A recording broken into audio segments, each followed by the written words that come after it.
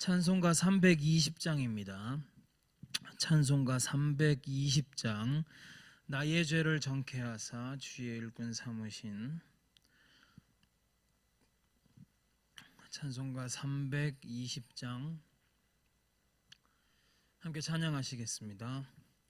나의 죄를 정케하사 주의 일꾼 삼으신 구세주의 넓은 사랑 항상 찬송합니다.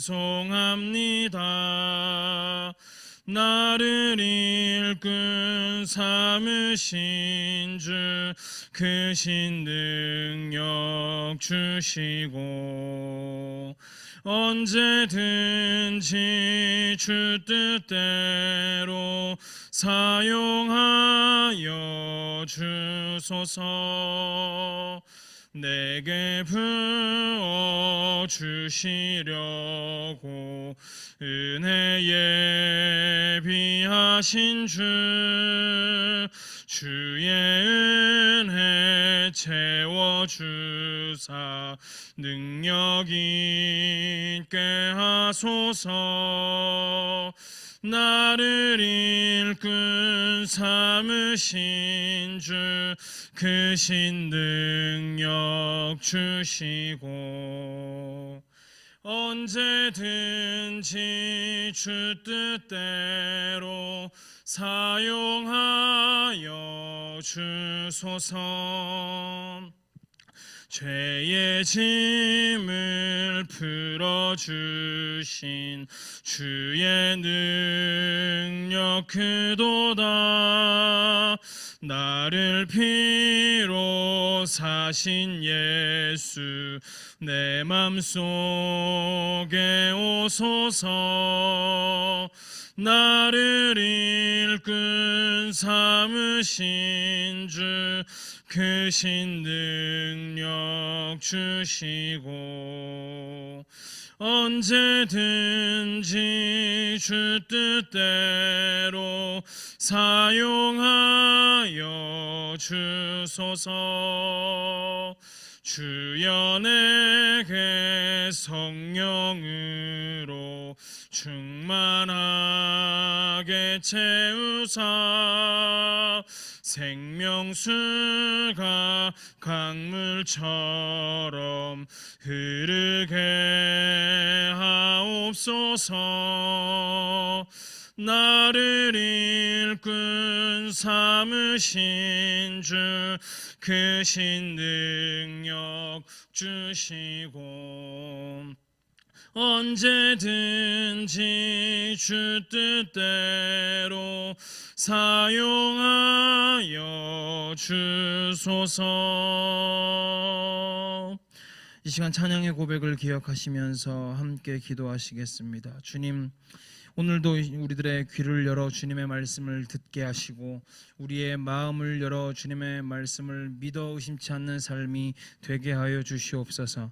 주님, 나의 삶을 나의 걸음을 성령으로 충만케 채워주시고 주님의 말씀으로 충만케 하셔서 주님이 말씀하시는 대로 살아갈 수 있는 믿음과 능력과 지혜를 허락하여 주시옵소서. 이 시간 다 함께 찬양의 고백을 기억하시며 함께 기도하시겠습니다.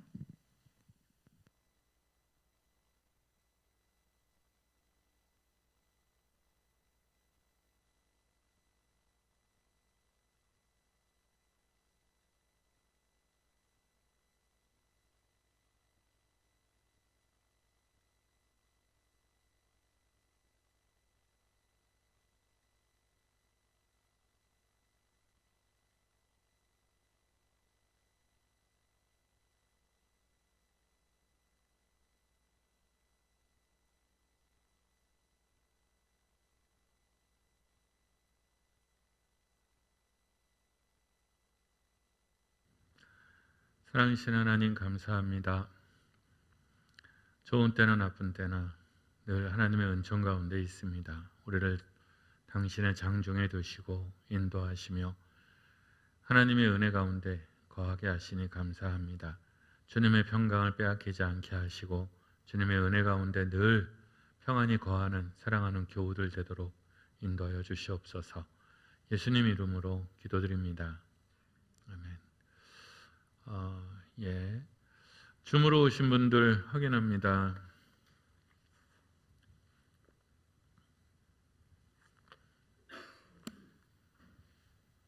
예, 날씨가 굳어서 아주 비가 올 때는 뭐 엄청 쏟아붓던데, 예, 평안하시죠들. 우리 이선재 장로님, 김수영 권사님, 예, 황순환 권사님이신가요? 유선희 권사님, 최태환 장로님, 또 하율이네, 김영자 권사님, 황혜숙 권사님, 유명 집사님, 전원자 권사님, 김원조 집사님, 예, 예, 평안하시기를. 요새 또 감염병이 많이 막 여기저기서 터져서 염려가 좀 됩니다. 어쨌든 개인적인 위생 잘 챙기시고 피곤하지 않도록 잘 하시고, 걸리신 분들 치료 잘 받으시기를 바랍니다. 우인이도 걸렸다며요. 잘 지내요? 딴 데 가 있어서 어딘지 몰라요. 예, 마가복음 보겠습니다. 6장 먼저 7절부터 13절까지 보겠습니다. 마가복음 6장 7절부터 13절까지 보죠. 교독하겠습니다. 12 제자를 부르사 둘씩 보내시며 더러운 귀신을 제어하는 권능을 주시고, 명하시되 여행을 위하여 지팡이 외에는 양식이나 배낭이나 전대의 돈이나 아무것도 가지지 말며, 신만 신고 두벌옷도 입지 말라 하시고, 또 이르시되 어디서든지 누구의 집에 들어가거든 그곳을 떠나기까지 거기 유하라. 어느 곳에든지 너희를 영접하지 아니하고 너희 말을 듣지도 아니하거든 거기서 나갈 때에 발 아래 먼지를 떨어버려 그들에게 증거를 삼으라 하시니, 제자들이 나가서 회개하라 전파하고, 다 함께 많은 귀신을 쫓아내며 많은 병자에게 기름을 발라 고치더라. 예, 아멘. 누가복음으로 넘어가겠습니다. 누가복음 9장 1절에서 6절까지 보겠습니다. 이것도 교독하죠. 예수께서 12 제자를 불러 모으사 모든 귀신을 제어하며 병을 고치는 능력과 권위를 주시고, 하나님의 나라를 전파하며 앓는 자를 고치게 하려고 내보내시며, 이르시되 여행을 위하여 아무것도 가지지 말라. 지팡이나 배낭이나 양식이나 돈이나 두벌옷을 가지지 말며, 어느 집에 들어가든지 거기서 머물다가 거기서 떠나라. 누구든지 너희를 영접하지 아니하거든 그 성에서 떠날 때에 너희 발에서 먼지를 떨어버려 그들에게 증거를 삼으라 하시니, 제자들이 나가 각 마을에 두루 다니며 곳곳에 복음을 전하며 병을 고치더라. 아멘. 예, 여전히 마가복음과 누가복음은 이 이야기에서는 별반 다른 게 없어요. 그냥 마태복음은 따로 봐야 돼서 일단 마가복음하고 누가복음만 비교를 하면, 마가복음은 6장 7절에 12 제자를 부르시고 둘씩 보내셨다고 돼 있죠. 그리고 더러운 귀신을 제어하는 권능을 주셨다고 돼 있고, 누가복음은 둘씩 보냈다는 얘기는 없고 12 제자를 불러 모으셔서 귀신을 제어하고 병을 고치는 능력과 권위를 주셨다. 뭐 대동소이하죠. 이쪽은 마가는 그냥 귀신을 제어하는 권능, 오른쪽은 누가는 귀신을 제어하는 것 위에 병을 고치는 능력과 권위를 주셨다는 건데, 누가복음의 독특한 표현은 2절에 하나님의 나라를 전파하며 앓는 자를, 그러니까 병든 자를 고치려고 내보내셨다는 거죠. 그러니까 마가, 마태, 누가에서 이 이야기를 전하는데 목적을 이렇게 뚜렷이 놓은 것은 누가밖에 없어요. 누가는 그런데 하나님의 나라를 전파하고 병든 자를 고치게 하는 거라고 그랬죠. 그러니까 회당에서 예수님께서 갈릴리 회당에서 당신의 메시아의 소명 이야기하실 때 이사야서 61장의 말씀을 인용하잖아요. 그게 누가복음에만 있어요. 그랬을 때 그 연장선 속에 있는 거죠. 지금 예수님께서 사람들을 그렇게 눌린 자에게 자유를, 포로된 자에게 해방을 이렇게 할 때 그게 예수님이 오신 목적이기도 하지만 예수님이 보내시는 사도들의 목적이기도 한 거예요. 그랬을 때 그게 하나님의 나라예요. 하나님의 나라를 전파한다는 거죠. 그러니까 누가에게 있어서 하나님의 나라는 해방되는 거예요. 해방되는 거. 어떤 갇힌 것에서 또는 아픈 것에서 귀신에게서 또는 절망에서 해방되는 것이 누가가 봤을 때 하나님의 나라예요. 마가복음에 있어서 하나님의 나라는 하나님의 통치예요. 강력한 통치. 이제 조금씩 그런 강조점이 다르다는 거예요. 그리고 마가는 둘씩 보냈다고 되어 있죠. 아마 둘씩 보내셨을 거예요. 보통 이제 전도할 때 둘씩 보내죠. 그리고 이건 어디나 이게 본능적으로 아는 거예요. 신천지든 여호와 증인이든 전도하는 사람들 보면 혼자 하지 않아요. 늘 2명, 3명씩 하죠. 우리가 이제 전도법을 배울 때 2명씩 보내는 이유는 한 사람이 증거를 하면 한 사람은 옆에서 기도를 하는 거라고 배웠어요. 예. 그 다음에 이제 별반 다르지 않아요. 마가와 누가는 내용은 여행을 위한 준비를 하지 마라. 그러니까 양식이나 지팡이나 배낭이나 돈이나 이런 거 준비하지 마라. 그게 이제 첫 번째죠. 똑같아요, 둘 다. 그리고 어느 집이든 영접하는 집에 그 마을, 그러니까 그 고을에 딱 들어갔을 때 영접하는 집이 첫 집이면 무조건 그 집에 들어가서 유하라는 거예요. 들어가서 봤더니 집이 거지 같아. 그래서 나오거나 또 너무 부자야. 그래서 부담돼서 나오거나 그러지 말라는 거예요. 그냥 처음 딱 영접한 집은 하나님께서 예비한 것으로 믿고 그 집에, 그 마을에서 나올 때까지는 그 집에서 유하라는 거죠. 그런데 그 마을에 들어갔는데 아무도 영접하지 않아. 그 마을 전체가 이 전도자들을 영접하거나 대접하지 않아요.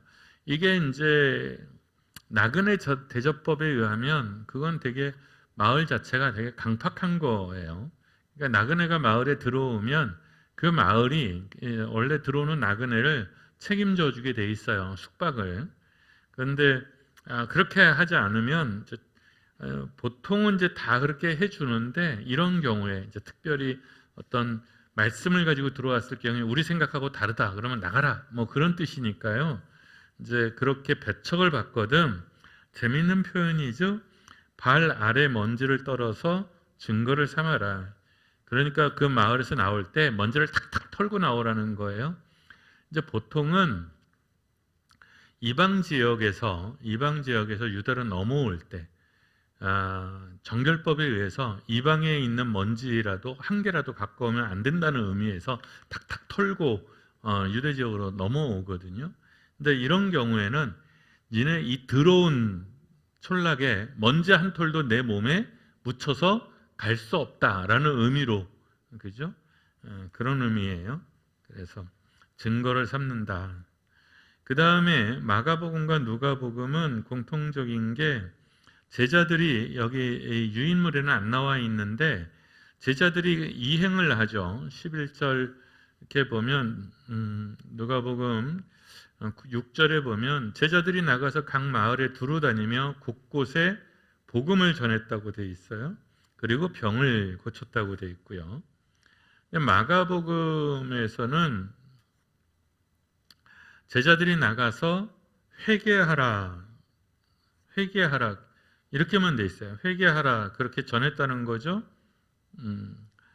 회개하라 전파하고 많은 귀신을 쫓아내고 많은 병자에게 기름을 발라 고쳤다는 거예요.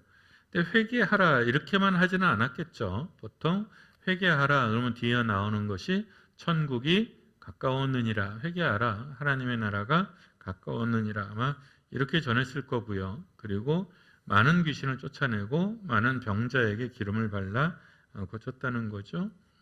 누가복음은 복음을 전했어요. 복음을. 그러니까 누가복음에 있어서 복음은 뭐죠? 하나님의 나라예요. 그러니까 이렇게 누가복음 묵상을 해보면, 자, 2절에 보면 하나님의 나라를 전파하며 앓는 자를 고치게 하려고 내보내시며 이렇게 돼 있잖아요. 그런데 6절에 가서 제자들이 나가서 각 마을에 두루 다니며 곳곳에 복음을 전했다 이렇게 돼 있잖아요. 그러니까 2절에 하나님의 나라와 6절에 복음은 같은 맥락에 있는 단어라는 것을 알 수 있어요. 이건 누가가 가지고 있는 독특한 신학인 거죠. 복음이 뭐다? 그러면 우리는 예수 믿고 천국 가는 거다 이렇게 생각을 하는데 그것도 틀린 건 아니에요. 그랬을 때 좋은 소식 누가에 있어서는 하나님의 나라가 좋은 소식이에요. 임하여 온 하나님의 나라, 임하여 온 하나님의 나라. 지금 그러니까 죽어서 천국 가는 거 말고 지금 우리 삶에서 예수님이 우리를 해방시켜 줬다는 거예요. 지금의 삶에 있어서도. 그게 누가의 신앙이에요. 그 다음에 마가는 그렇죠? 마가는 제자들이 나가서 그저 회개하라 전파했고 많은 귀신을 쫓아냈고, 마가는 행위에 관심이 있다고 그랬죠. 그래서 보다 좀 행위에 더 많은 관심을 가지고 있어요. 마가와 누가는 둘 다 똑같이 몇 절 안 돼요. 대여섯 절밖에 안 돼. 이게 똑같아요. 그런데 마태는 길어요. 마태는 신학이 여기에서 더 다른 얘기를 하고 싶어 하죠. 자, 마태복음으로 넘어갑니다. 자, 우선 마태복음은 10장에 있어요. 이게 다른 데와 달리 마태복음은 마가복음과 누가복음에 있어서는 12제자는 이미 확정돼 있었잖아요. 앞에서 이미. 그런데 마태복음은 이게 중간에 끼어 있어요. 1절 보세요. 마태복음 10장 1절 함께 봉독하죠. 시작. 예수께서 그의 12제자를 부르사 더러운 귀신을 쫓아내며 모든 병과 모든 약한 것을 고치는 권능을 주시니라. 이렇게 돼 있어요. 그리고 2절서부터 3절, 4절까지 2, 3, 4절까지는 12제자의 명단이 나오죠. 2절, 3절, 4절 함께 2절, 3절, 4절 함께 봉독합니다. 시작. 12사도의 이름은 이러하니 베드로라 하는 시몬을 비롯하여 그의 형제 안드레와 세베대의 아들 야고보와 그의 형제 요한, 빌립과 바돌로메, 도마와 세리마테, 알페오의 아들 야고보와 다데오, 가나나인 시몬 및 가룟 유다 곧 예수를 판 자라. 이렇게 돼 있어요. 그리고 나서 5절도 함께 봉독하죠. 시작. 예수께서 이 12를 내보내시며 명하여 이르시되 이방인의 길로도 가지 말고 사마리아인의 고을에도 들어가지 말고 이렇게 되어 있어요. 그러니까 파송이죠.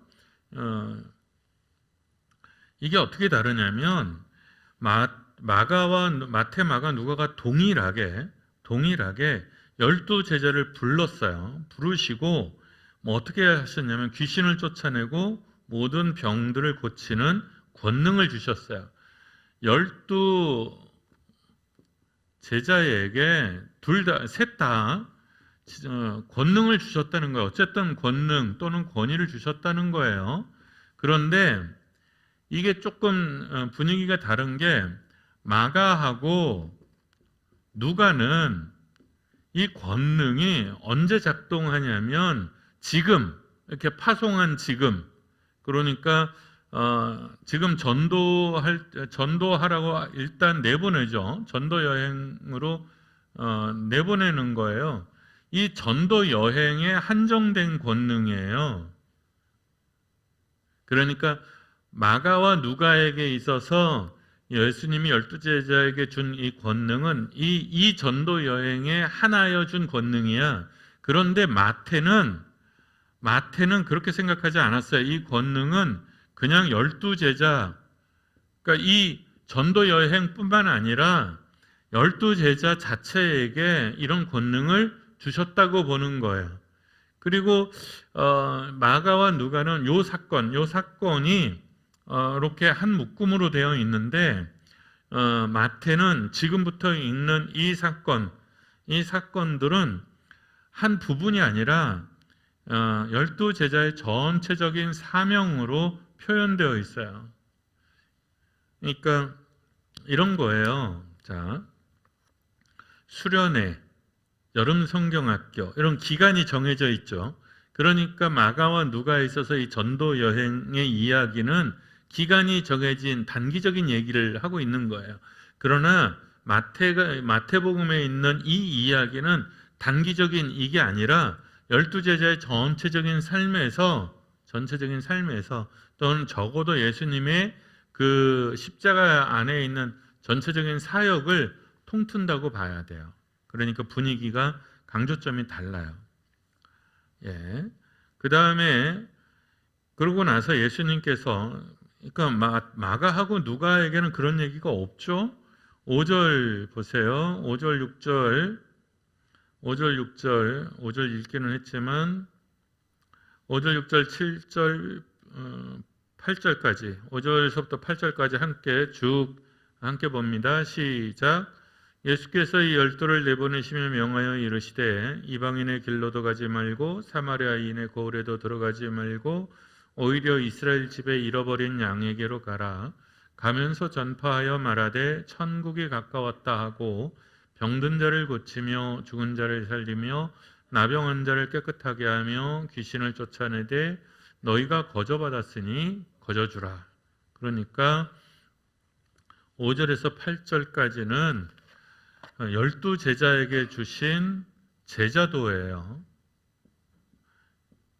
이 제자도에서 적어도 마태는 뭘 얘기하고 있냐면 니네들은 이방인까지 갈 거 없다. 이스라엘만이라도 제대로 담당하라는 거죠. 예. 그리고 그게 첫 번째예요. 그리고 두 번째는 뭐죠? 거저받았으니 거저주라는 거예요. 거저받았으니 거저줘라. 그러니까 이 권능은 누구 거예요? 예, 하나님 거잖아요. 하나님께서 어떤 특별한 사역을 위해서 주신 권능이잖아. 그러니까 그 권능 가지고 니네가 이익을 취하지 말라는 거죠. 거저받았으니 거저주라는 거. 예, 지키는 꼴을 못 봤어요. 예. 다른 거는 그렇게 꼬박꼬박 11조 내라고 막 그러고 감사원금 하라고 그렇게 가르쳐대면서 지들은 왜 안 하는지 모르겠어요.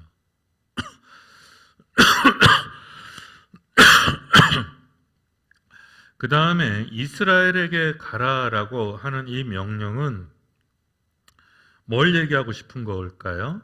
마태가 우리가 먼저 사랑받은 자다. 그러니까 예수님이 지금 마태 공동체는 유대인이라고 그랬잖아요. 유대인들의 불만은 뭐예요? 또는 의문은 뭐예요? 왜 우리가 하나님의 선민이고 아브라함의 자손이고 율법을 가진 자들인데 우리가 왜 이방인들에게 밀려나느냐는 거죠. 예수님도 유대인이고 12사도도 유대인이고 다 유대인인데 실제로는 유대인이 이렇게 현상적으로 보면 구원의 반열에서 밀려나가고 소명의 반열에서 밀려나가는 것처럼 보인다는 거죠. 그리고 어느 순간에 보니까 우리가 소수파가 됐어요.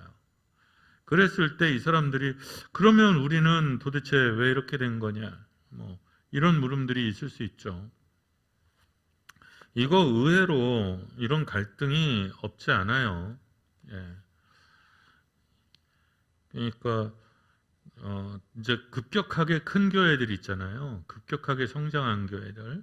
그러면 처음에 이제 가령 우리 교회 같은 경우 우리가 이제 한 150명에서 200명 교회인데 여기서 우리가 한 50년 요렇게 복작복작 요러고 살았잖아요. 그랬는데 갑자기 무슨 일이 이렇게 터져가지고 갑자기 우리 교회가 5년 사이에 막 1,000명이 넘어가고 막 2,000명이 됐다고 쳐요. 그러면 원래 이 말이 좀 웃기긴 한데 원래 그 있던 요 사람들은 150명, 200명밖에 안 되는데 밖에서 몰려온 사람들이 막 800명, 1,000명 이렇게 된단 말이죠. 그리고 나서 막 권사나 장로나 뽑는데 우리 원래 있었던 사람들은 잘 모르니까 안 뽑히고 막 새로운 사람들 중에서 막 뽑혀 나가면 그러면 안에 있었던 먼저 있었던 사람들의 마음이 좋을까요? 안 좋을까요? 그죠? 그러니까 여러분, 근데 여기서 잘 생각하셔야 돼요. 인지상정이잖아요. 오래 같이 있었던 사람들한테 마음이 더 가는 건 어떻게 보면 인지상정이에요. 그런데 우리는 인지상정을 쫓아가는 사람들이 아니라 뭘 쫓아가는 사람들이에요? 믿음을 쫓아가고 하나님의 나라를 쫓아가는 사람들이에요. 그러니까 그걸 어떻게 해야 돼요? 신앙으로 얘기하면 축복하고 축하해야 되는 거예요. 축복하고 축하해야 되는 거예요. 시기하고 이런 게 아니라, 왜냐하면 하나님의 영광이, 하나님의 나라가 커지는 것을 보고 기뻐해야 되는 거죠. 그게 세례 요한의 기쁨이었어요. 세례 요한이 뭐라고 얘기를 했습니까? 예수님이 흥황하는 것을 보고 사람들이 뭐라 하니까 나는 신랑 친구로서 내 친구가 신부를 취하는 것을 보고 즐거워하는 것 같은 그 기쁨, 신랑 친구의 기쁨으로 내가 가득하다. 내 결혼식도 아니고 정말 복된 건 저쪽이지만 그래도 내 친구의 행복을 보고 내가 기뻐한다. 그리고 뭐라 그러죠? 나는 쇠하여야 하겠고 그는 흥하여야 하리라. 예, 이것도 본 적이 없는 것 같아요. 우리는 대부분 인지상정을 쫓아가요. 우리는 대부분 인지상정을 쫓아갑니다. 그랬을 때 유대인의 박탈감을 우리가 인지상정, 그렇죠? 우리라도 그런 마음이 들겠죠? 그랬을 때 마태가 이렇게 얘기를 하는 거예요. 니네들 잘 봐라. 예수님이 니네들을 먼저 버린 게 아니다. 하나님이 너희를 먼저 버린 게 아니다. 예수님은 먼저 누구에게 집중했다? 이스라엘에게 충분히 집중했다.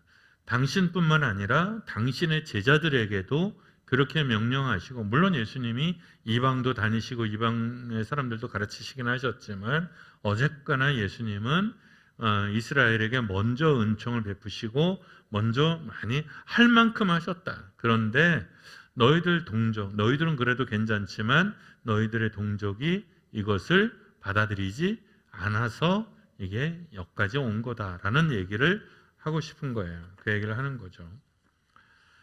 그 다음에 거저받았으니 거저주라는 말도 마찬가지예요. 유대인이 가지고 있는 율법, 유대인이 가지고 있었던 그 먼저 된 많은 것들이 다 뭐예요?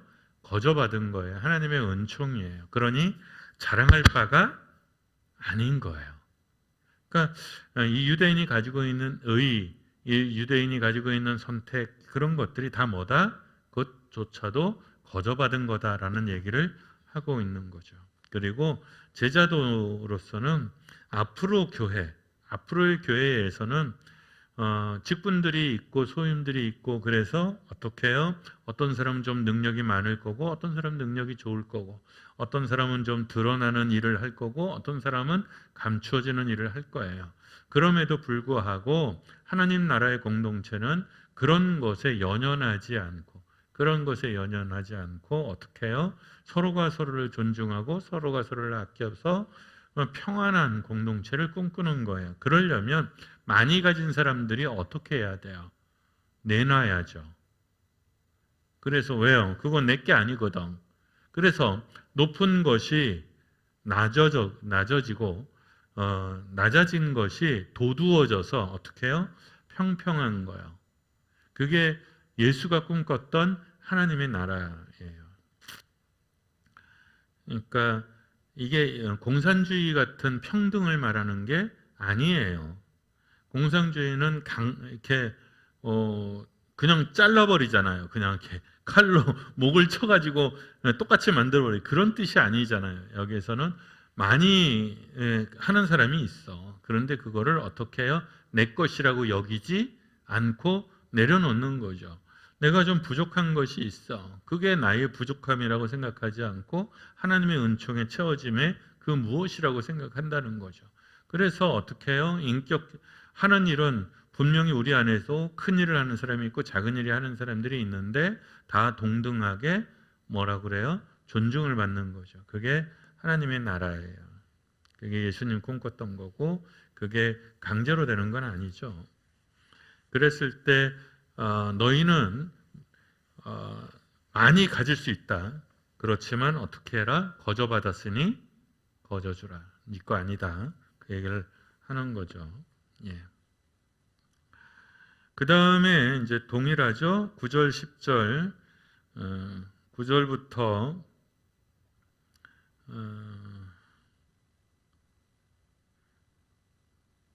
13절까지, 9절부터 10절까지, 9절부터 10절까지, 11절까지 한번 봅시다. 마태복음 10장 9절부터 10절까지 11절까지 쭉 함께 봅니다. 시작. 너희 전대에 금이나 은이나 동을 가지지 말고 여행을 위하여 배낭이나 두벌 옷이나 신이나 지팡이를 가지지 말라. 이는 일꾼이 자기의 먹을 것 받는 것이 마땅함이니라. 어떤 성이나 마을에 들어가든지 그 중에 합당한 자를 찾아내어 너희가 떠나기까지 거기서 머물라. 그러니까 이 특별한 여행에서는 하나님께서 미리 예비해 주시고 준비해 놓은 것들이 있으니 여기에서는 이거 하지 말아라. 굳이 이런 거 염려할 필요 없다라는 얘기죠. 그러니까 여기에서 예수님께서 파송할 때 12제자를 이 특별한 케이스에서 파송할 때 교육 목적이 있는 거죠. 그 교육 목적이 뭐냐면 하나님의 이레예요. 준비하시는 하나님의 여호와 이레죠. 이거를 어떻게 하려고 하는 거예요? 경험하게 하려는 거예요. 그래서 원래 전도 여행을 하게 되면 전도 여행을 하면 제일 많이 경험하게 되는 것이 준비하신 하나님이에요. 예비하신 하나님. 그리고 누군가가 씨를 뿌려놓은 것을 대체로 보게 돼요. 그래서 전도하는 것이 여러분 하나님의 영적인 체험, 소위 말해서 영적인 체험일 때 전도가 가장 빨라요. 전도하는 것이. 근데 요새는 상황이 하도 어려우니까 뭐 땅 밟기 막 이런 걸로 그냥 퉁치고 가기는 하는데 뭐 그것도 뭐 이해 못할 바는 아닌데요. 전에 이제 제가 대학교 신학교 1학년, 2학년일 때 이제 지리산에 이제 전도 여행을 가게 됐어요. 지리산에. 그래서 2학년 이제 한 해 선배들이랑 팀을 짜서 이제 거기에 이제 있었던 전도사님이 지도하던 전도사님이 약간 똘끼가 있는 분이셨어요. 열정이 충만하시고 참 똘끼가 어마무지한 분이었어요. 근데 그때 하여간 그분의 영향을 참 많이 받았는데 그래서 한 80명쯤 간 것 같아요. 지리산에 이제 지리산에 한 80명쯤 간 것 같아요.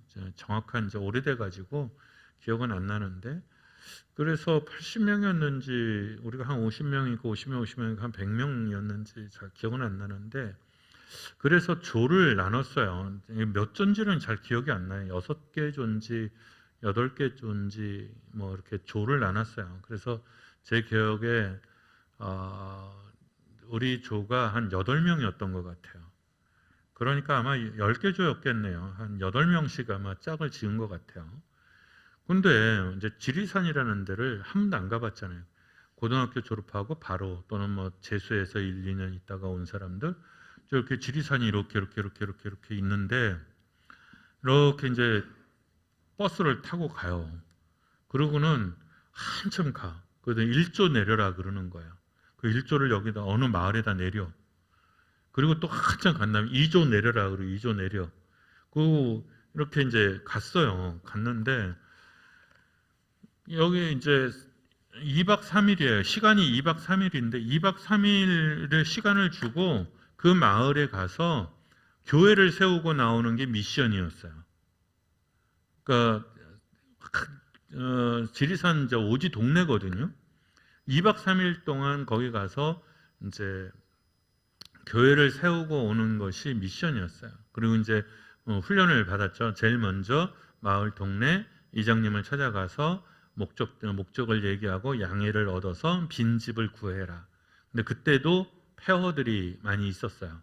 그래서 이제 우리도 그 헐어진 집 하나 이제 빌려서 거기를 청소하고 그 다음에 막 팜플렛 돌리고 그래서 애들을 모아서 이제 전도하고 이제 낮에는 이렇게 밭일도 좀 도와주고 그리고 저녁에는 애들 학생들 모아서 이제 연극도 하고 성경 공부도 하고 막 이렇게 전도도 해서 이제 거기 교회를 여기가 이제 교회다.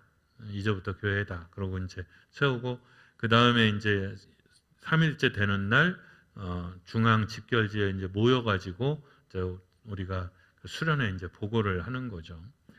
근데 뭐 정말 놀라운 일들이 되게 많았어요. 놀라운 일들이 많았는데 그 중에 거기에 이제 한 10개 정도 교회를 세웠는데 지금도 살아남은 교회들이 있어요. 한 서너 개 정도가 살아남았어요. 근데 지리산은 광장동에서 너무 멀잖아요. 그러니까 우리가 세우기는 했는데 이걸 계속 돌보기가 너무 어려운 거죠. 근데 이제 헌신하던 사람들이 매주 내려갔어요. 지리산을. 그래서 한 서너 개의 교회가 살아남았어요. 그 중에 하나가 어느 동네에 갔는데 이미 여자 중학생 아이들의 기도 모임이 있었다는 거예요. 그리고 그 아이들의 기도 제목이 뭐였냐면 이 마을에 교회를 세워달라는 기도 제목이었대요. 그 여자아이들은 어떻게 했냐면 여름방학 때 우연히 도회지에 나가서 이제 놀러 나갔는데 거기서 우연히 교회의 수련회에 참여해서 거기서 은혜를 받고 거기에서 자랐다는 거예요. 그리고 이제 돌아왔는데 지도할 사람들이 없는데도 이 여자 중학생 애들이 자기들끼리 모여서 기도하고 자기들끼리 모여서 성경을 읽고 있었다는 거예요. 그리고 이곳에 교회가 세워지기를 위해서 기도했다는 거예요. 그런 거예요. 그게 여호와 이레죠. 그러니까 우리가 뿌리지 않았지만 그 사람들은 거둔 거잖아요. 굉장히 놀라운 일들이 되게 많이 있었어요. 그런 거예요. 그러니까 그런 경험. 근데 물론 그런 경험을 위해서 뭐 전도 여행을 가는 건 그렇긴 하지만 적어도 예수님이 여기에서는 그런 경험을 아마 염두해 두셨던 것 같다. 그러니까 그렇지만 이 이후에 사도행전 이런 데 갈 때 다 전대 다 준비하고 뭐 다 하고 다녔어요. 돈 없이 다니지 않았어요. 그러니까 이거는 이때 당시에 특별한 경우였어요. 그 다음에 마가와 누가에게는 없는 마태만의 이야기가 있죠. 12절 보세요. 12절, 13절, 14절 12절부터 15절까지 쭉 함께 봅니다. 시작. 또 그 집에 들어가면서 평안하기를 빌라. 그 집이 이에 합당하면 너희 빈 평안이 거기 임할 것이요 만일 합당하지 아니하면 그 평안이 너희에게 돌아올 것이니라. 누구든지 너희를 영접하지도 아니하고 너희 말을 듣지도 아니하거든 그 집이나 성에서 나가 너희 밭의 먼지를 떨어버리라. 내가 진실로 너희에게 이르노니 심판날에 소돔과 고모라 땅이 그 성보다 견디기 쉬우리라. 마가에도 없고 누가에도 없어요. 그러니까 이렇게 얘기하는 거죠. 어느 집에 들어갔는데 그 집이 영접을 했어요. 그러면 무조건 어떻게 샬롬을 선포하라는 거죠.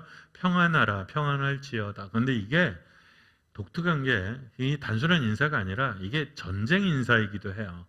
우리가 신명기 요즘 새벽기도 할 때 보면 그러잖아요. 전쟁을 선포할 때 어떻게 하라고 그래요? 전쟁해야 되는 성읍에 가서 먼저 샬롬을 선포하라 그러잖아요. 근데 그걸 받아들이면 그러면 이제 되는 거고, 안 받아들이면 박살을 내라는 거잖아요. 근데 논법이 되게 비슷해요. 어쨌든 샬롬을 선포해 평안을 구하라는 거죠. 근데 그 집이 그 평안을 받을 만한, 그 축복을 받을 만한 환대와 그 믿음이 있으면 그 평안이 그 집에 거할 것이고, 만약에 그 집이 그 평안을 받을 만한 집이 아니면 내가 빈 평안이 어떻게 된다고요? 내게로 돌아올 거라는 거예요. 이게 축복의 원리죠. 그러니까 이렇게 박수롱 권사님이 있는데 내가 박수롱 권사님을 너무 미워해, 싫어해. 근데 교회에서 목사님은 자꾸 축복하라고 그러고 축하하라고 그래. 근데 하기 싫어. 근데 하라는 거예요. 어떻게 해요? 축복했을 때 그 사람이 축복을 받을 만한 사람이면 다행히 그 사람은 축복을 받아서 좋고, 내가 빈 축복의 복에 의해서 받아서 좋고, 만약에 정말 너무도 다행스럽게 이 사람이, 내가 미워하는 사람이 복을 받을 만한 준비가 안 되어 있으면 내가 빈 복이 내게로 돌아오니 좋고 하는, 이것도 전도자의 마음이에요. 그러니까 이 예수님께서 보여주신 전도법의 1차는 뭐냐면 부담감을 갖지 말라는 거예요. 부담감을 갖지 말라는 거예요. 실패하든 성공하든 결과가 중요하지 않아. 뭐가 중요해요? 그냥 하는 게 중요해요. 갔는데 잘 받아들여. 그러면 좋은 거고, 갔어. 근데 안 받아들여. 그러면 안 받아들이네. 그리고 나오면 되는 거예요. 여기에 마음의 데미지를 입을 필요도 없고 그렇다는 거예요. 그러니까 하나님의 일은 이렇게 담담하게 해야 돼요. 이렇게 하나님의 일은 이렇게 담담하게 해야 됩니다. 너무 많은 기대, 너무 많은 기대는 너무 많은 실망을 가져올 수 있고, 기대대로 되면 교만해지기 쉽고, 그러니까 항상 페이스를 담담하게 가져갈 수 있어야 돼요. 누구든지 너희를 영접하지도 않고 너희 말을 듣지도 않으면 똑같죠? 발에 먼지를 털고 나와라. 그것까지는 똑같은데 그 다음에 한마디가 더 붙죠. 그 집은 소돔과 고모라보다 더 견디기가 어려울 거다. 근데 이 경고가 누구한테 준 거죠? 실제로는 그 집에게 준 것들이 아니죠. 이 소돔과 고모라의 경고는 누구에게 주는 거예요? 유대인들에게 주는 거죠. 마태 공동체, 그러니까 마음이 상하고 막 이런 사람들에게 주는 거예요. 하나님의 심판이라는 것이 이런 거다라는 것을 보여주는 거죠. 예. 자, 그 다음에 마가복음, 이게 좀 길어지는데 하는 데까지 가봅시다. 가야죠. 어떡하겠어.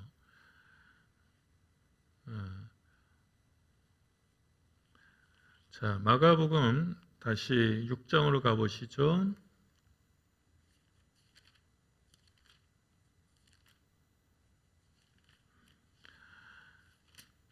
그래서 12제자를 많은 귀신을 쫓아내고 많은 병자에게 기름을 발라 고쳤어요. 그랬더니 어떤 일이 일어났느냐는 거예요.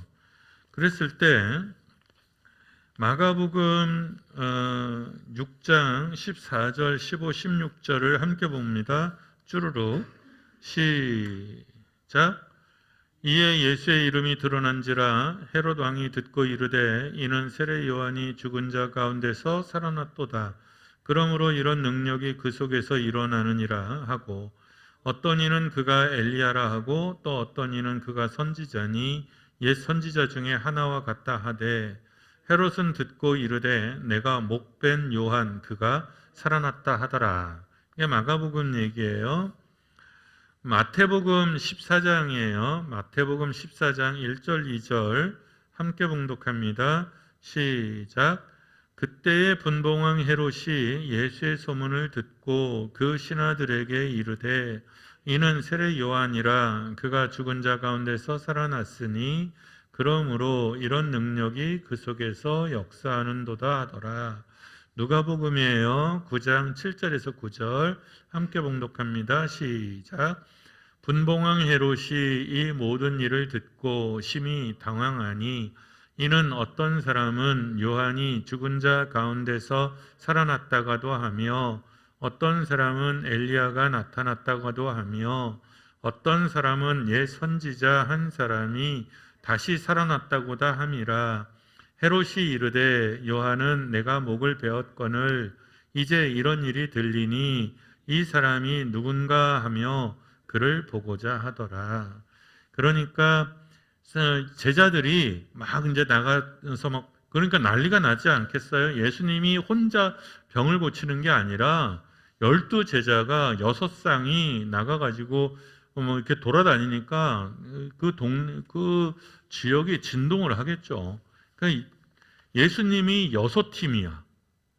예수 같은 6팀이 여기저기 다니면서 그 많은 역사가 일어나니까 귀신이 쫓겨나고 병든 자들이 고쳐지고 막 이러니까 난리가 아니었겠죠. 그랬을 때 이 얘기를 분봉왕 헤롯이 들었다는 거예요. 네, 표현상에 있어서 조금씩 달라요. 마가복음은 이렇게 표현해요. 예수의 이름이 드러났다. 예수의 이름이 드러났다. 신기하지 않아요?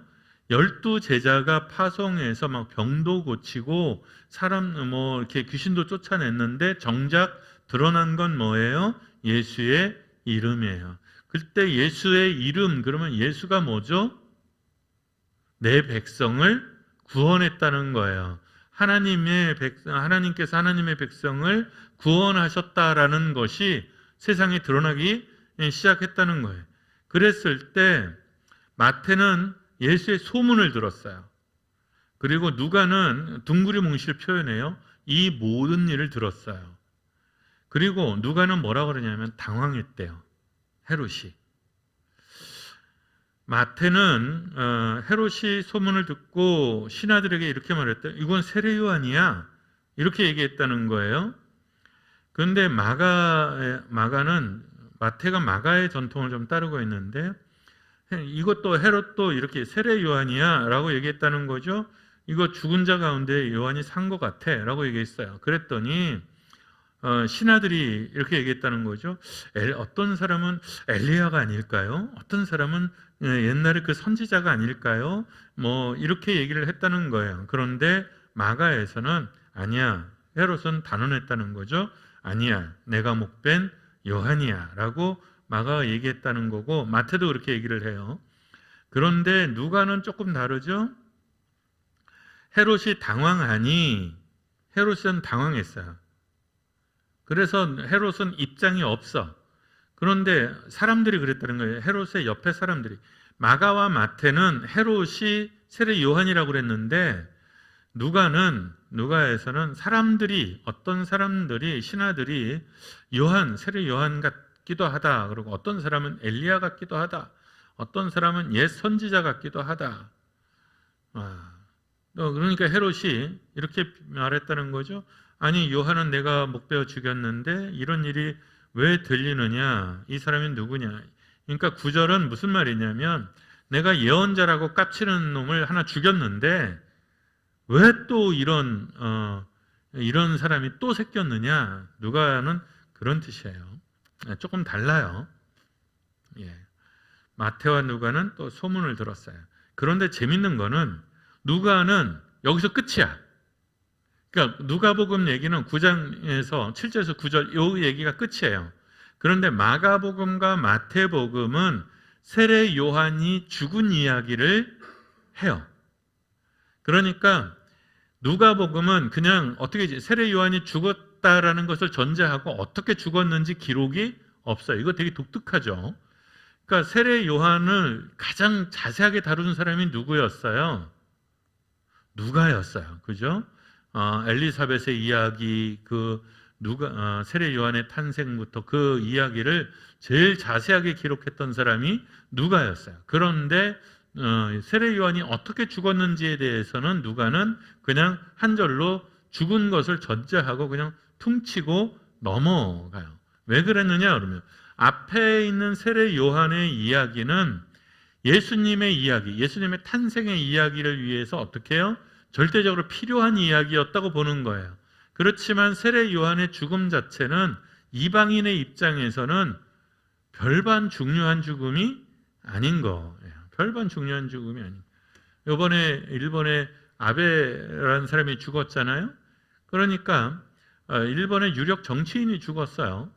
유력 정치인이 죽었어요. 그러니까 국가가 나서서 옛날 수상이었으니까 뭐 인사를 하는 것까지는 뭐 괜찮다고 봐요. 근데 뭐 제 입장에서는 그 사람이 죽었든 살았든 우리가 먹고 사는데 하등에 상관이 없는 사람이잖아요. 신경 안 써도 되는 사람인 거잖아요. 그러니까 우리 내부에서도 아베가 죽은 것은 신경이 쓰이는 사람이 있고 신경이 전혀 안 쓰이는 사람도 있어요. 저는 신경이 한 개도 안 쓰여요. 그냥 죽었나 보다. 사람이 죽었으니 잘 죽었다 이렇게 말할 수는 없지만 예.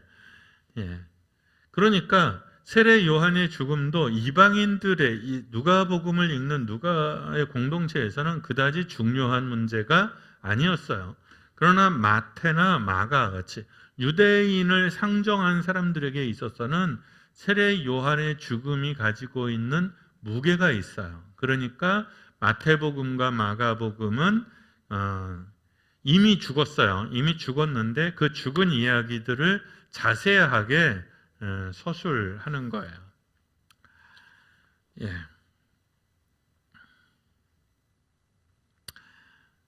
마가복음이 이제 마가복음을 주로 가니까 마가복음만 우리가 보고 정리를 하죠. 마가복음 6장 17절에서 29절까지 우리 기니까 교독합시다. 마가복음 6장 17절에서부터 29절까지 교독하죠. 전에 헤롯이 자기가 동생 빌립의 아내 헤로디아에게 장가든 고로 이 여자를 위하여 사람을 보내어 요한을 잡아 옥에 가두었으니 헤롯에게 말하되 동생의 아내를 취한 것이 옳지 않다 하였음이라.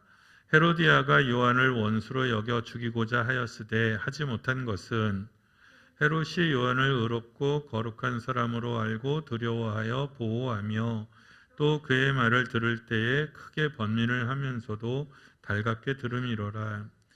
마침 기회가 좋은 날이 왔으니 곧 헤롯이 자기 생일에 대신들과 천부장들과 갈릴리의 귀인들로 더불어 잔치할세.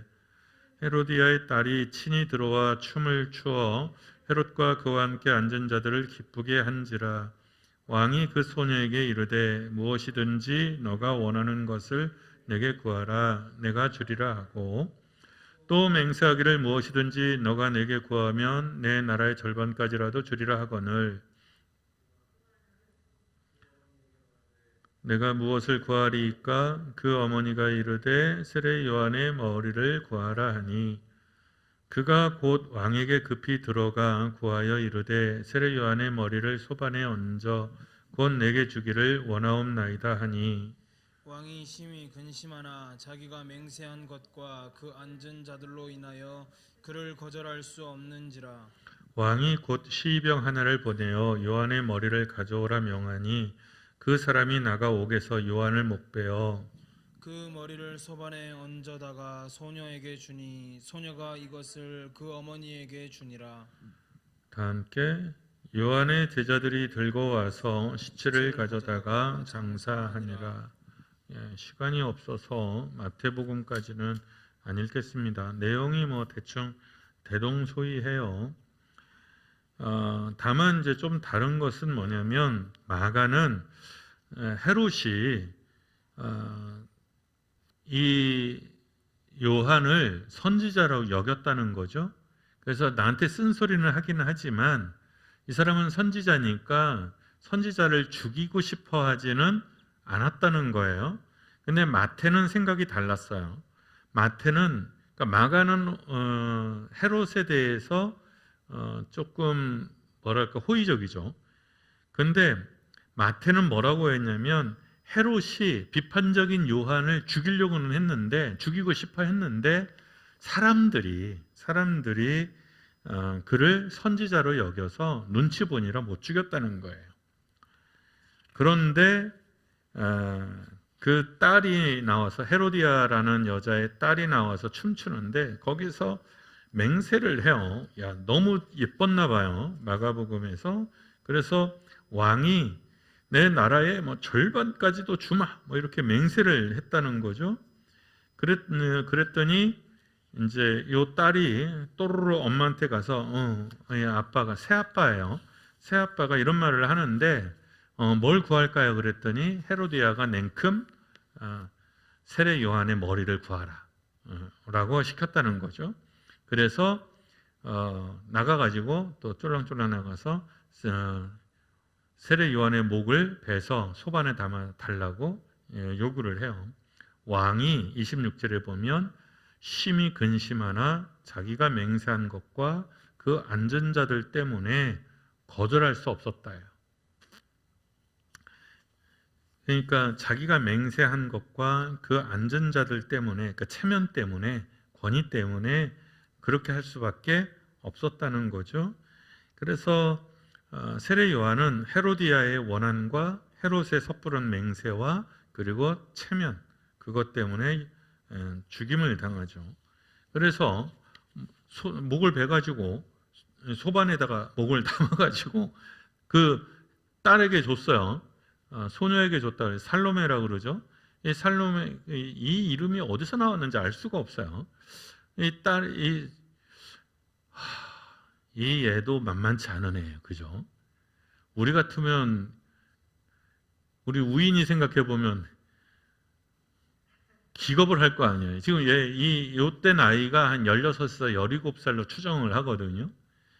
지금 뭐 20, 30이 아니라 지금 우리 나이라도 시겁할 것 같은데 그걸 받아서 자기 엄마한테 갖다 줬다는 거예요. 참, 이 헤롯 가문의 이 사람들은 하여간 지독무쌍해요. 그 다음에 이제 헤롯 이야기를 조금 하면, 제가 이제 유인물에 좀 쓰기는 썼는데 이게요, 제가 이걸 참고한 자료가 좀 옛날 자료예요. 그래서 좀 틀렸어요. 그러니까 이제 내가 이걸 정리를 하면서 이 자료가 너무 오래된 거다. 이제 자료를 이게 유인물에 다 쓰고 나서 마음에 이제 찜찜해서 다시 자료를 찾아봤어요. 그랬더니 아니나 다를까 이것저것 좀 삑사리가 난 것들이 있어요. 잘못된 것들이. 근데 굳이 뭐 이렇게 정확하게 기억할 필요는 없어요. 그리고 옛날 이제 선배님들이 자료를 정리할 때 막 헷갈릴 수밖에 없는 게 이놈의 헤롯이 너무 많아. 성경에만 등장하는 헤롯만 해도 7명이에요. 그 외에도 헤롯이 너무너무 많아요. 자, 이 지난주 설교와 이어지는 거니까 그냥 상식적으로 이렇게 보세요. 이렇게 해서 이렇게 하면 이게 외워야 되는 연도가 있다고 그랬죠. 그랬을 때 구약으로 넘어가면 외워야 되는 첫 번째 연도는 722년이에요. 722 이건 뭐죠? 북이스라엘의 멸망이에요. 그 다음에요 586이요. 이거 587이기도 하고요.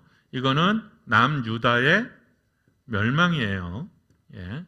그 다음에 그냥 퉁쳐서 1000년 그러면 요때가 그냥 다윗 왕 이렇게 보시면 돼요. 예. 그래서 1500년 그러면 모세. 정확하지 않아요. 정확하지 않아. 그러나 그냥 머릿속에 대충 이렇게 기억을 하라는 거죠. 근데 722년, 586년은 기억하시고요. 1000년 다윗도 기억하세요. 근데 정확하게 1000년은 아니에요. 1050년 뭐 그쯤 돼요. 그리고 이제 신약에 넘어오면 외워야 되는 첫 번째는 AD, 여기를 BC라고 하고 여기를 AD라고 해요. 그랬을 때 BC는 Before Christ, 예수님 이전, 아노 도미네 주 이후 그런 뜻이에요. 그랬을 때 여기 70년, 예수님 70년. 이때 예루살렘이 멸망해요. 예루살렘 성이 멸망해요. 자, 33년에 예수님이 돌아가세요. 그죠? 그러면 여기 63년이에요. 정확한 건 63년인데 요때 로마가 유다를 정복해요. 근데 63년 이렇게 하면 기억하기가 좀 어렵잖아요. 그러니까 저쪽에 70년이 있으니까 그냥 63년 이렇게 안 하고 우리 시험 안 치니까 그냥 퉁치자고요. 그냥 70년 요쯤에 멸망해요. 그러면 요 전에 멸망했을 때 왕가가 있었겠죠. 그걸 하스몬 왕가라고 해요. 유대에 잠시 있었던 독립국가였어요. 요때 요 시기에 이제 나라가 망할 때는 항상 나라가 망할 때는 적도 쳐들어오고 안쪽에서 부패한 놈도 있고 나라 팔아먹는 놈도 있고 막 그러겠죠. 그랬을 때 이때 등장하는 사람이 이건 저도 이름을 못 외우고 있어요. 안티파터라는 사람이 있었다는 거예요. 안티파터. 근데 이것도 스펠링에 따라서 읽는 거에 따라서 한글 그거는 되게 달라요. 그래서 그냥 제가 가진 자료에 의하면 안티파터 1세가 있어요. 이 사람이 헤롯 왕가의 시조예요. 근데 이 사람이 요쯤에 요 하스몬 왕가에서 등용됐던 에돔이에요. 에돔. 이거를 신약에서는 이두메라고 불렀어요. 이두메 출신의 장군이었어요. 이두메 출신의 장군이었는데 하스몬 왕가 말기에 이게 픽업이 돼서 출세를 한 거죠. 그러니까 유대 왕국에 에돔 출신의 장군이 어쨌든 유대 왕국의 장군으로 복무를 한 거예요. 그러면서 인연을 맺었는데 요 아들이 안티파터 2세예요. 이 2세가 요 70년경에 망할 때 로마 편에 잘 섰어요. 그러니까 매국노 짓을 한 거죠. 그런데 요 안티파터 2세, 이 사람이 중요해요. 안티파터 2세, 이 사람이 로마의 권력에 힘을 입어서 유대의 통치권을 가지게 돼요. 그래서 두 아들이 있었는데 그 중에 한 아들이 헤롯이에요.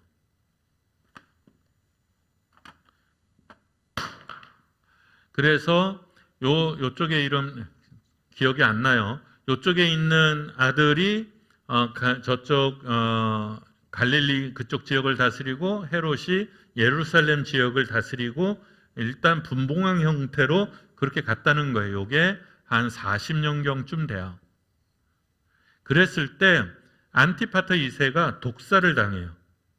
독살을 당해서 헤롯이 자기 군대를 이끌고 자기 아버지를 죽인 그 적대자들을 다 물리쳐요. 그리고 이 사람들이 정치력이 어마무지했어요. 어떻게 어마무지했냐면 처음에는 안토니우스 편을 들었어요. 근데 안토니우스라고 알죠? 클레오파트라랑 연분이 났었던 그 여자, 그 남자. 그런데 우리가 알다시피 안토니우스가 시저한테 패하잖아요. 그러니까 줄을 잘못 쓴 거죠. 줄을 잘못 썼는데 잽싸게 시저한테 달려가가지고 또 사바사바 해가지고 이쪽 동네를 먹었어요. 그러니까 이 사람들은 이 손금 없애게 하는 거에는 되게 그 영향이 컸어요. 그리고 이 헤롯이 이제 왕권을 잡아요. 그래서 40년경에 헤롯 대왕, 요 안티파터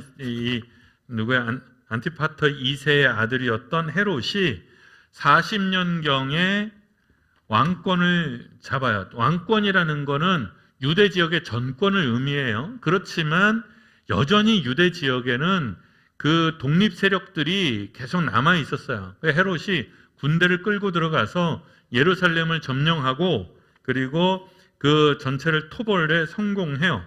그래서 왕권을 완전히 잡아요. 그리고 37년경에 40년에 왕권을 잡았는데 37년경에 이제 왕권을 잡았어요. 그러니까 기억할 거 없죠? 이거는 그냥 강의니까 한 거고, 헤롯 대왕이 40년경에 정권을 잡았다. 이게 헤롯 1세라고 해요. 그리고 이 헤롯 1세가 언제 죽냐면 예수님 태어나는 무렵에 죽어요. 그러니까 이놈이 누구겠어요? 예수님 태어났을 때 베들레헴의 아이들을 학살한 그놈이 이놈이에요. 이놈이 그런데 정치를 나름대로 잘 했어요. 그러니까 나쁜 정치, 로마의 싸바싸바 하는 거를 되게 잘했고, 헤롯이 핏줄이 뭐예요? 이 사람들의 핏줄은 에돔이야. 이게 기본적으로 문제예요. 에돔, 이둠의 출신. 그러니까 유대인들은 너무 싫은 거예요. 이게 에돔이면 우리로 말하면 일본은 아니고 옛날에 만주족쯤 되는 그쯤 된다고 봐야 돼요. 그러니까 이렇게 막 하수로 보던 사람들이 갑자기 청나라를 세워가지고 쳐들어온 거잖아. 그 꼴을 난 거예요. 그러니까 너무 싫은 거죠. 그러니까 헤롯이 이 문제를 해결하기 위해서 이 하스몬 왕가의 망한 나라의 공주와 결혼을 해요. 그리고 그 공주에서 애들을 낳고, 그 다음에 헤롯이 한 게 성전을 리모델링해요. 그게 우리가 잘 아는 헤롯 성전이에요. 근데 이 리모델링이 사실상 리모델링이 아니라 재건축, 거진 재건축이에요. 나는 이거를 왜 제3의 성전이라고 안 하는지 난 이해가 안 돼요. 이거는 리모델링이라고 보기 어려워요. 이건 완전히 재건축이에요. 그런데 이 성전을 지을 때 헤롯이 굉장히 신경을 많이 썼어요. 레위인을 10,000명을 고용을 해요. 10,000명을. 직업 창출. 그죠? 고용 보장. 그래가지고 이 레위인을 10,000명을 고용을 해서 뭘 하냐면 석수로 훈련을 시켜요. 석수로. 돌을 뜨는 사람으로 훈련을 시켜서 그 레위인을 통하여 돌을 뜨게 하고 그 돌을 통해서 성전을 건축해. 그러니까 이스라엘 사람들 입장에서는 굉장히 이놈이 믿고 얄밉기는 하지만 하스몬 왕가의 딸과 결혼했고 우리 공주님과 결혼했고, 그 다음에 존중이 여기는 레위인 10,000명을 동원해가지고 그 몇 년 동안 그 보수를 다 지급하면서 그거를 했으니까 마음이 많이 누그러질 수밖에 없겠죠. 그래서 헤롯은 싫어하면서 헤롯이 지은 성전은 유대인들이 굉장히 사랑했어요. 실제로. 그런데 그리고 이제 뭐 여러 가지 건축도 많이 하고 뭐 많이 했어요. 그리고 헤롯이 죽었어. 그 다음에 헤롯이 죽은 다음에 아들이 3명이 있었어요. 아들 3명이 다 헤롯이지 않겠어요. 그래서 헷갈리는 거예요. 자, 이렇게 보면 헤롯이 죽고 나서 이제 헤롯은 우리로 말하면 한반도 전체를 다스리던 왕이야. 그런데 이 왕이 죽고 나서 왕자가 3명이야. 그러니까 이렇게 있으면 이렇게 짜갠 거죠. 아들 하나한테는 여기, 아들 하나한테는 여기, 아들 하나한테는 여기를 나눠준 거예요. 그거를 분봉왕 이렇게 부른 거예요. 그래서 오늘 등장하는 분봉왕 헤롯이죠. 분봉왕 헤롯이에요. 예. 이 사람은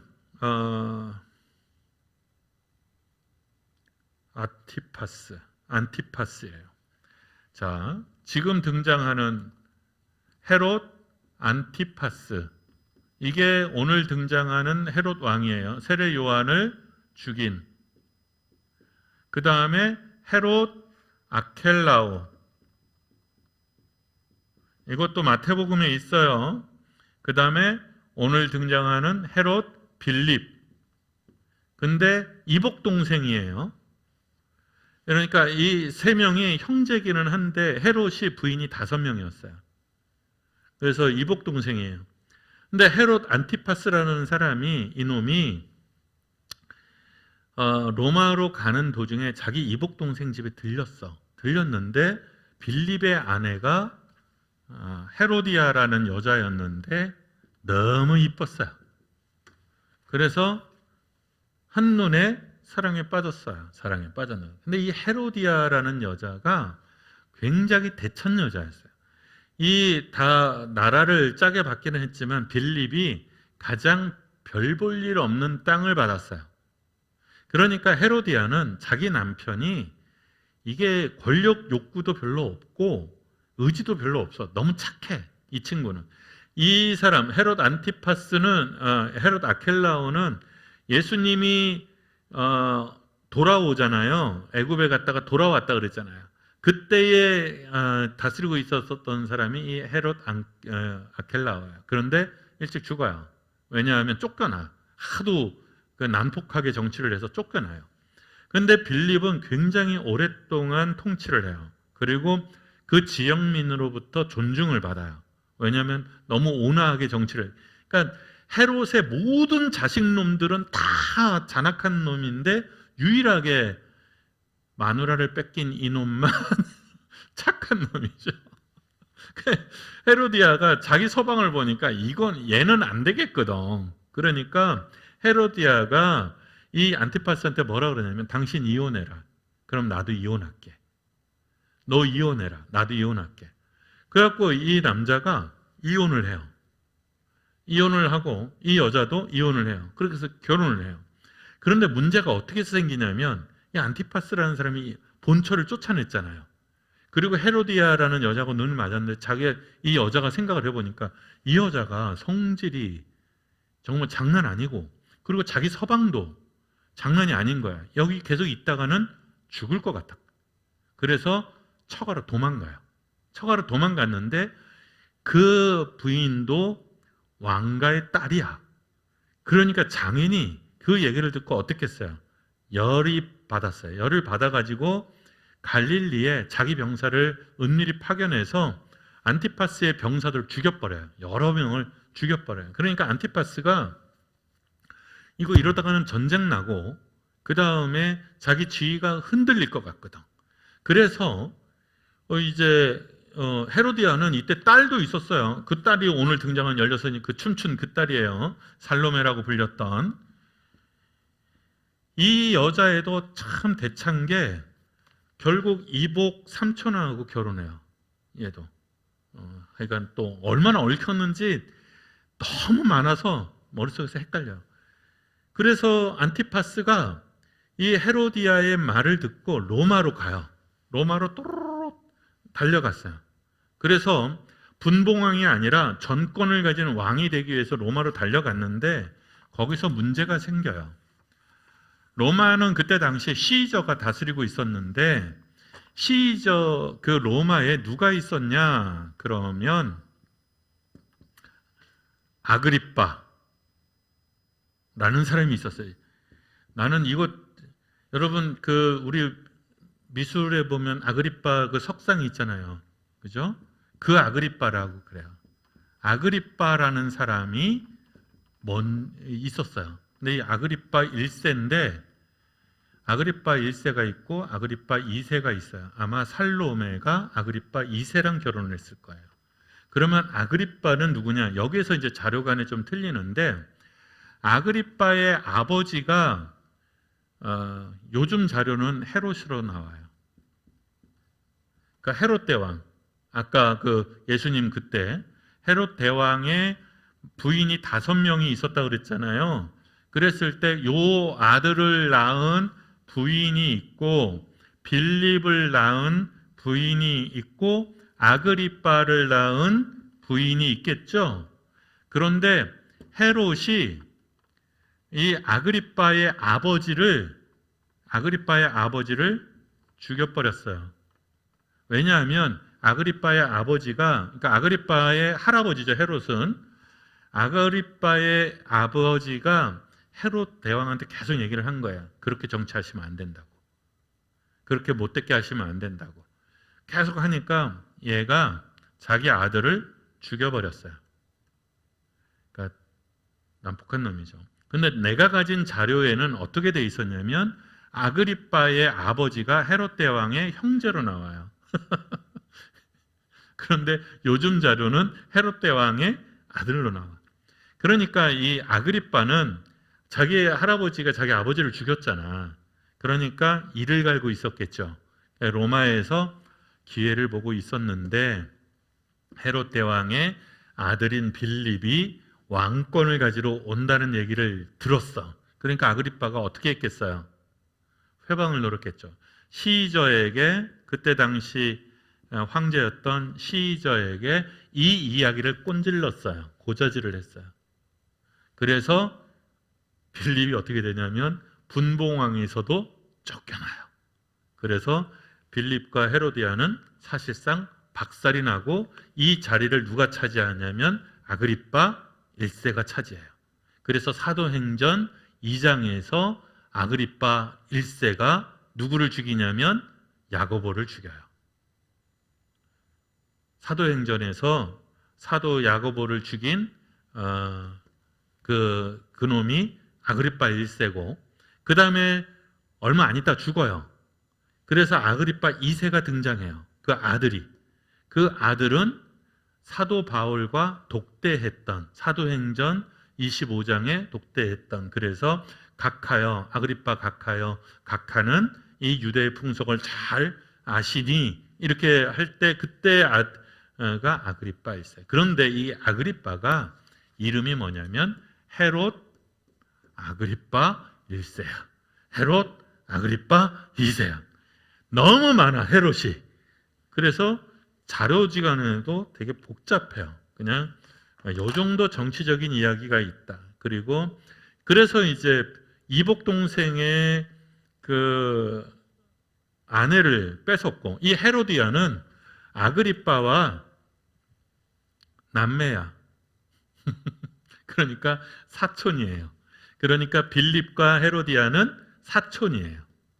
이때는 사촌 간에, 이때뿐만 아니라 지금도 이 동네는 사촌 간의 결혼이 허용이 됩니다. 사촌이에요. 그러니까 살로메가 여기랑 이랬으니까 촌수가 어떻게 엉켰는지 알 수가 없어요. 예, 요쯤. 예, 이거는 다시 다음에 흥미진진한 얘기니까. 예, 오늘 시간이 많이 지났습니다. 예, 좀. 예. 재밌으셨습니까? 해주 들어왔고, 유명 집사님. 예, 황혜숙 권사님. 강순정 권사님이죠. 예, 오늘은 여기까지 기도하겠습니다. 사랑이신 하나님, 역사의 한복판에서 주님의 복음을 들고 이 세상을 변화시킨 사람들의 이야기를 듣습니다. 이 세상을 하나님의 나라로 물들게 하며 사람들을 진정으로 구원했던 하나님의 정치를 우리가 돌아봅니다. 주님, 이 비전이 우리 가운데 있게 하여 주시고 이 복음과 하나님 나라의 생명력과 힘이, 능력이 우리 가운데 나타나기를 원합니다. 그저 하루하루를 소진해가며 사는 사람들이 아니라 능력으로 살아가는, 믿음으로 살아가는, 생명으로 사는 우리가 되게 하여 주옵소서. 예수님 이름으로 기도드립니다. 아멘. 야, 오늘 이렇게 재밌었는지 모르겠어요. 예, 정치는 옛날이나 지금이나 다 콩가루예요. 여기는 우리 조선보다도 더 콩가루예요. 그죠? 아버지가 아들을 죽이고